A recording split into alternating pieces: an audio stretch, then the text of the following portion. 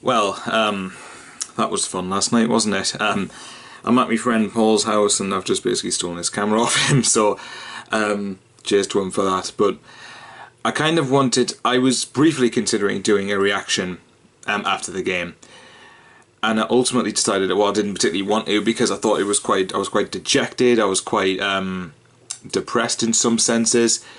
Because I look at the state of this club and there's a few things I just want to get off my chest, and I just think that it saddens me to look at what Sunderland is becoming at the moment. For context of the game, I'll give you brief thoughts on the game. I thought last night we played better than we have done recently. We had chances to get something out of the game, but once again, we don't defend properly from a set piece. And we concede a stupid goal that we could quite easily be stopping and doing better with. Now, Coleman previously had said that players that work okay in training, but for some reason when it comes to a match day they freeze and can't deal with the intensity or the atmosphere or the pressures of it. And that's I can understand from a psychological and mental problem that Sunderland definitely struggle at the moment, and they certainly struggle with going 1-0 down, that's for sure. But I find it difficult to accept because, again, given not even 2 weeks ago, it's not even 2 weeks ago that we were 3-0 down against Bristol City. We start trying, what happens? We get something. I've been constantly adamant most of the season we will not get relegated, and I've got to be honest, last night is now starting to change my mind on it. And the more frustrating and bizarre thing is that the gap is still the same. The only difference is now I think the Bolton are more or less going to be out of it. Because I think I can see Bolton keep picking up the odd 1-0 win, the odd gritty result out. And to be fair to Bolton, last night they weren't pretty, but they got the result they wanted. So, well done to them. It is depressing on that sense, though, that Sunderland, we were two divisions above Bolton last year, and we can't beat them. We're letting 4 goals against them in 2 games when they were in a massive transfer embargo. They were in a worse state than us financially, if that's even possible, but somehow they are. And we can't beat them, and that's the sad statement of affairs. And you look at, say, all the teams that came up from League One: Sheffield United, Bolton, Millwall. We've now played them 5 times in total now, and we have not beaten any one of them. Well, obviously, we go to Millwall weekend after next, so there's a chance to put that right, but I don't see it. And the fact we're not going into games against Millwall and Bolton confident speaks huge volumes for me. It's a representation of how far Sunderland has fallen from grace, even if you can call what we had before grace, because we were still settling for 4th bottom every season. When I stand by what I said in the Premier League, that given that we were in the Prem for 10 years last year, I think it's pretty fair to expect Sunderland to do better, personally, given the teams that have eclipsed us and overtaken us. I think it's a shambolic state of affairs at the moment, to be honest, and I haven't even mentioned off the pitch stuff yet. I think it's embarrassing that Sunderland are where they are. I think if you look at Bolton and Sunderland, look at the contrast in the two of them. The expectation among Bolton, now this is no disrespect intended to Bolton. Bolton obviously historically are a big club. They've had a lot of big success in the past. And I said before, it's a huge win. They will likely stay up from it and deserve to, because they've shown, unlike Sunderland, they have the fight to see games out. And for me, though, Bolton's objective, this is what their objective should have been: staying in the Championship, consolidate, especially under the constraints that Phil Parkinson's under. He's doing an amazing job with Bolton at the moment. It says everything, really, because Bolton's objective, like I said, should have been to come up and stay up. Sunderland's objective, given that we've just come down from the Premier League, should not just be Championship survival. Whatever state we're in at the moment, that shouldn't be the case.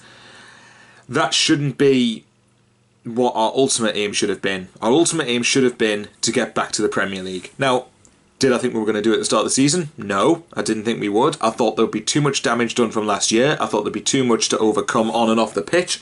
I felt like that in a general state of things, we weren't in any state to come straight back up. The Championship is a tough league. It's a very physical league. It's a very competitive league. but it's still not a good league. It's not a good division because most of the teams, bar Wolves, maybe Villa and Derby, aren't any good. And I know we're not any good. We're not good enough at the moment. I hasten to add at the moment, that could easily change. But at the minute, I don't think we'll get out of it.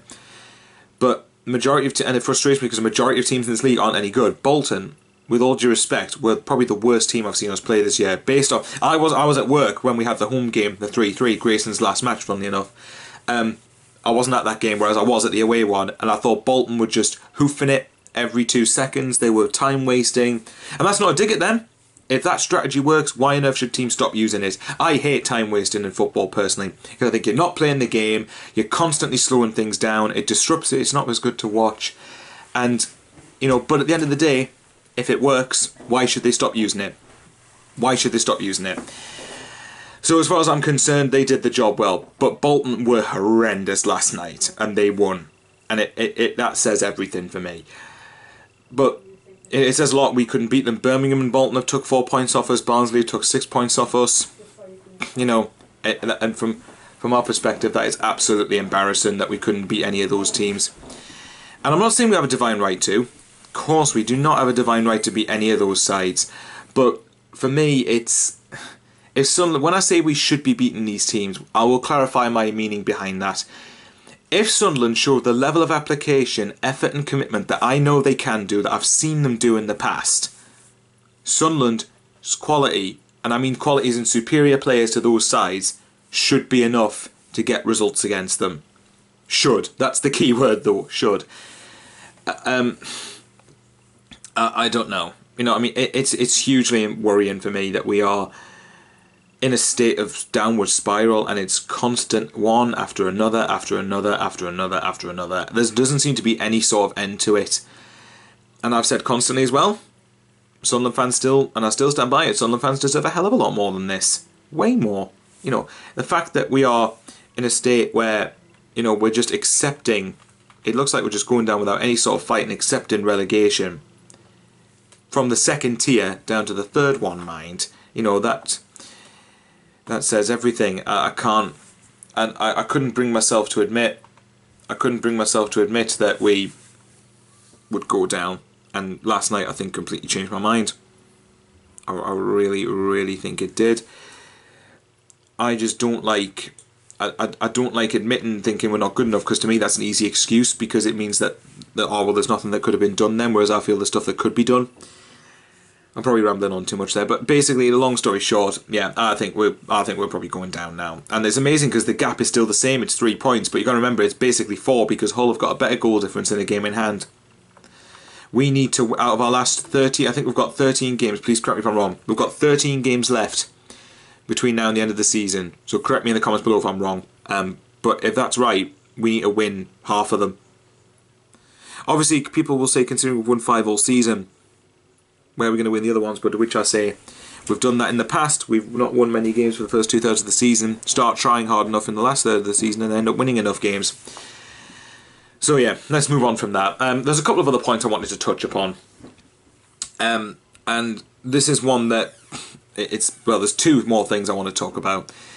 The next bit is the subject of petition. There was a petition that went out yesterday. It was either yesterday or within the last week, but there was a petition that recently went out to attempt to try and get Ellis Short, to force Ellis Short's hand basically, and to try to sell the club. Now, for those of you who don't know, in the recent news outlets, it's been reported that Ellis Short will now take 50 million for Sunderland, and straight away, that should make it more likely for us to get buyers. It should make it a lot more likely for people to say, yeah, we want to come and buy you the club.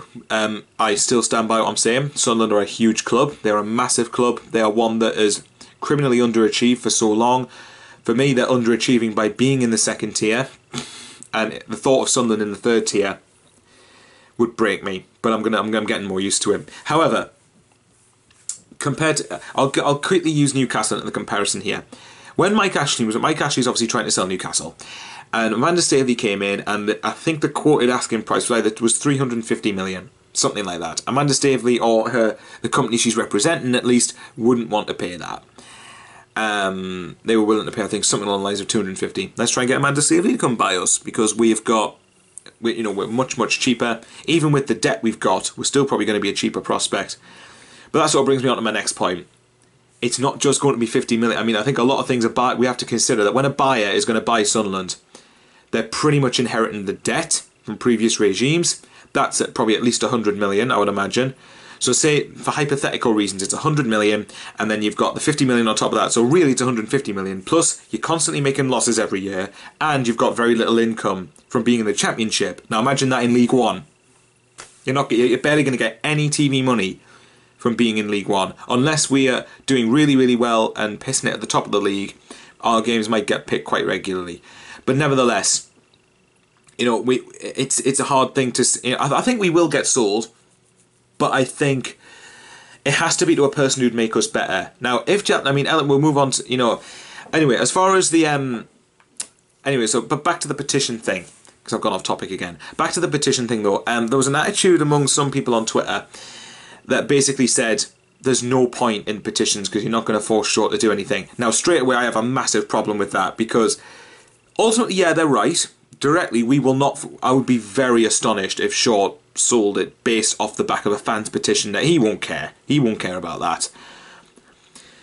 But that sort of attitude really annoys me, because well, there's no point to it, so we're just going to sit and take it then. Even if it doesn't do anything, I'd much rather we stood together and basically said, no, we are not happy with this. We're not happy with what's happening to our football club. We are not happy with the fact that the heart from it is being completely ripped out. I'd much rather we stood there and try and do something. And at worst, we could get the national media to recognise our plight more and say, look, this is what's happened. We want people to be held accountable for this. This isn't good enough. This regime is not good enough. It's destroying the heart of what Sunderland is about. And Sunderland's always been a working class club. It's always been representing a working class area, working class people, good, honest, hard working people who, scrape through the week, through shit jobs to pay money to go to the match at the weekend. And they like to see a representation of that on the field. And it's hard to connect. On the one hand, with Ellis Short, I can sort of understand where he's coming from, that he doesn't want to invest much money, because he has invested a lot of money. But it's also that he needs to invest a bit more. Now, I'll get on to Short in a minute. But as far as the petition thing goes, I'm all for it. I'm all for the petition. I'm all for also an organised form of protest or demonstration. Whatever needs to be done, it's not going to be me organising, because I can't organise for shit. But someone out there will be able to do it. And I think we need to start... Action needs to start being taken. And I think... And again, this isn't a dig at fans. Fans have been far too patient for too long. And some of the fans are some of the most understanding fans in the country, in the world, in fact. But they've been far too patient. They've been served up mediocrity and shit after shit after shit. And they shouldn't have to accept that. They shouldn't have to accept... Why should some of the fans have to accept that?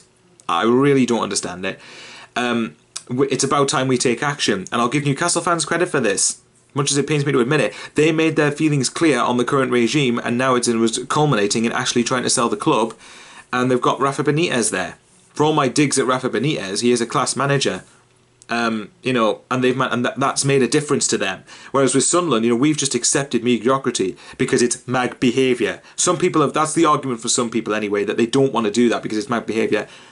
That's narrow-minded for me. I'm sorry, I don't care if Newcastle have done it or not. If it brought us success and made us better as a club, I'm all for it. Obviously, there needs to be a lot more thought going into what I've just inadequately said. But the fact is, action needs to be taken now. We need to do something to make people aware, no, this isn't acceptable. We demand better than this. We deserve better than this. So, that's all I'm going to say on that. Until something happens, we can sit by and wait a little bit, but something needs to happen, basically. And the last thing I'll close on, Ellis Short, and I want to touch on Martin Bain here as well, actually. Last night, there's another side note, Billy Jones got ironically jeered by fans when he went off. I don't agree with that. I think Billy Jones has been shocking. He's a shit player. Don't get me wrong. I'm not justifying him, but the goal we conceded last night wasn't his fault. That was a combination of Camp deciding to not catch a ball, and the referee apparently deciding that Billy Jones is penalised for a handball that's off the field, and yet then contradicts himself at the same time by allowing Bolton to have a handball in the run-up to their goal going in. Alright, whatever. But nevertheless, I don't agree with that. If it was an ironic jeer that we actually go and attacking, fair enough. But if it's at the player, no, I don't agree with that. It wasn't Jones's fault we lost last night. So, but nevertheless, as far as Ellis Short and Martin Bain can conclude this video, I think I'll start with Martin Bain. Hot and cold on Martin Bain. Apparently, Kieran Brady once said at the Peacock pub recently for a Wise Men Say live show for 4 matches that they do every home game. Go to it if you haven't already. But he basically said that Martin Bain isn't working for Sunderland, he's working for Ellis Short, and that is probably a very good summary of the situation, because I think that Martin Bain has basically been brought in to make Sunderland a saleable asset. That's basically all he's been brought in to do. He's been brought in to cut costs, make us cost effective, cut corners at every turn, every way he can, and get us financially stable to the point where Short can sell the club. Now, apparently the debt was at 260. Someone reported that the debt was at 260 million, and we've cut that down to 100. Now, even though 100 million obviously is still not a good position, considering where we were at, that's pretty good, I suppose. That's good that we've at least managed to more than half the debt, but we still have losses to accommodate to. I think Martin Bain is working under certain constraints. I think to an extent, I feel a bit sorry for him, because I think he does get needless and endless stick from fans. But that doesn't mean he's blameless either. I refuse to believe that out of the 30 million, for example, that we got from John Pickford, and say 33 million from Pickford and Mannone in the summer, I refuse to believe you couldn't have seen 10 million of that in the transfer market. I think you probably could have done. And people can say, we've got no money, Short's a billionaire. So, hot and cold on Martin Bain. I can see where fans are coming from with criticism towards him now, but yeah, I'm still 50-50 on that one. With Ellis Short, everyone knows by now, I've been an anti-Ellis Short person. I've been a Short out person for months and months and months now. I want Short to sell the club. Now, I've got no doubt in my mind he wants to leave. But I think with Ellis Short, he needs to look at what this club is becoming. He is dragging this club down through the mud at the moment. I understand to a degree that he's writing cheques off. Apparently he's allegedly writing £3 million cheques every month just to cover the losses. Now, on that level, I am a bit thankful for Short. That's fair enough. I can't fault him for that. He could quite easily have left, but he hasn't done so yet. However, it is a severe lack of football knowledge that has come to this in the first place. It is a severe lack of football knowledge that likes of Defanti, Canio, Advocat, those sort of people were appointed. Lee Congerton, those sort of people. That's primarily and fundamentally down to Short, and he needs to. I'm sure he'll be the first to admit that he'll take responsibility for that. But for me, he's got no interest anymore. He's not showing any interest in trying to make Sunderland the club it should be. Because for me, you shouldn't need much money to assemble a good Championship team. The reason I was clicking here, if it sounded like I was clicking on keypads, was because I'm looking at Huddersfield's transfers last season. Like transfers in. And looking at it, most of the fees they put in were undisclosed. But the only disclosed fee there was Christopher Schindler from 1860 Munich from £1.8 million. Now, this is last season, the year they went up. They barely spent any money in getting promoted. And to me, I'm not a big fan of the whole, well, just because you don't have any money doesn't mean you're not going to do well. It doesn't mean that you're suddenly going to fail. Money helps. Don't get me wrong. Money definitely helps. Newcastle and Villa have proof of that at the moment.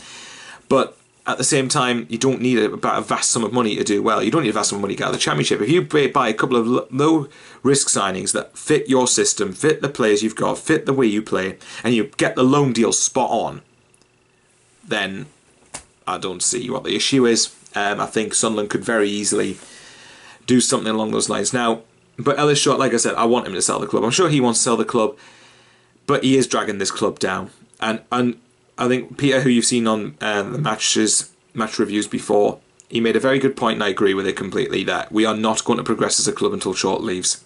And that's the simple fact of it. The last thing I'll finish this video off with, I think that just the thought of seeing Sunderland in League One is depressing. But who knows? I suppose things only get worse before they get better. As the song says, hopefully things only get better. Thanks for watching me ramble on, guys. This was just a couple of things I just wanted to give my thoughts on the current situation at Sunderland, that I could sit down and actually talk about it for longer than 3 minutes. Yay. I mean, the gap's 3 points. It's not insurmountable, but that's starting to change my mind that we are going to go down. And the fact that Sunderland are facing back-to-back relegations, and it is ridiculous. And the last thing is, the fact that the Stadium of Light could be very well a League One stadium next year speaks volumes. But thanks anyway, guys, for watching. Seriously, I guess we just have to half hope we beat Borough on Saturday, but at the moment, not confident of it. Oh wait, lads, come on, let's hope things get better.